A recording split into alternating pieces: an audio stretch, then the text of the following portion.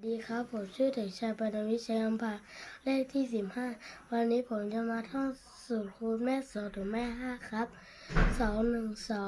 2 2 4 2 3 6 2 4 8 2 5 10 2 6 12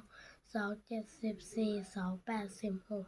2 9 18 2 10เป็น20 2 11เป็น22 2 12เป็น24 3 1 3 3 2 6 3 3 9 3 4 12 3 5 15 3 6 18 3 7 21 3 8 24 3 9 27 30เป็น30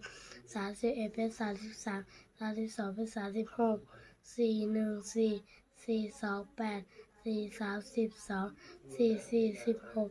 4 5 20 4 6 24 4 7 28 4 8